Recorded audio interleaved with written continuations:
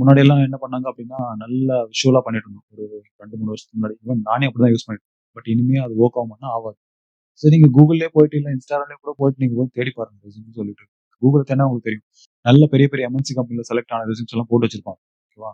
அதிலயே நீங்க பார்த்துக்கலாம். எல்லா ரெஸ்யூமே டெக்ஸ்ட் பேசிஸ் தான் இருக்கும். எல்லாமே வந்து காம்பேக்ட்டா மேக்ஸிமம் எவ்ளோ இன்ஃபர்மேஷன் ஃபீட் பண்ண முடியுமோ, அத ஃபீட் பண்ணி வச்சிருப்பாங்க. ஒரே பேஜ் தான் இருக்கும். கவர் லெட்டர் கூட இருக்காது. ஓகேவா? கவர் லெட்டருக்கு நம்ம தனியா வரும். அது என்னன்னு சொல்லிட்டு. ஸோ ரெஸ்யூமேல முன்னாடி சொன்ன மாதிரி எந்த கலர்ஸ் யூஸ் பண்ணாதீங்க. முடிஞ்சா ஒயிட் கலர் பேக்ரவுண்ட் யூஸ் பண்ணுங்க. அப்படி இல்லன்னா, இந்த மாதிரி பால் கலர்ல ஒரு கலர் யூஸ் பண்ணுங்க. லைட் ஒயிட்டிஷ்ல. ஸோ அது எல்லாமே கொஞ்சம் ஆயிடுது படிக்க. அதே மாதிரி ஃபாண்ட் வந்து உங்க இஷ்டத்துக்கு யூஸ் பண்ணாதீங்க. மோஸ்ட் காமனா என்ன ஃபாண்ட் யூஸ் பண்றாங்களோ அத யூஸ் பண்ணுங்க. எல்லாரும் யூஸ் பண்றது இந்த டைம்ஸ் நியூ ரோமன், இல்லன்னா கேலிபர் ஒர்க், அதுக்கப்புறம் இன்னொன்னு இருக்கும். டைம்ஸ் ரோமன், ஏரியல் இதெல்லாம் யூஸ் பண்ணுங்க. இன்டர் யூஸ் பண்ணுங்க. ஸோ எதெல்லாம் ரீடபிலிட்டிக்கு சூட்டபிளான ஃபாண்ட்டோ அது மட்டும் யூஸ் பண்ணுங்க. ஓகேவா? ஃபேன்சியா நம்பர வந்து போல்ட்ல போட்டு இட்டாலிக்ல போட்டு வைக்கிறது. நோ அதெல்லாம் பண்ணாதீங்க. ஃபாண்ட்டோட அதிகபட்ச சைஸே 14 தான். ஓகேவா? ஏன்னா நீங்க எல்லாத்தையும் ஃபீட் பண்ணணும்.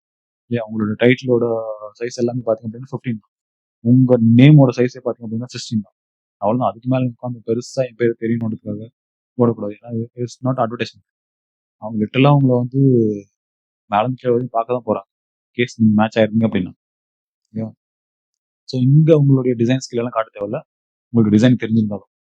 நம்பர் 1 இந்த 4 விஷயத்த பண்ணுங்க. 1 கலர்ஸ் யூஸ் பண்ணவே பண்ணாதீங்க. பிளாக்க தவிர வேற எதுவுமே இருக்கக்கூடாது.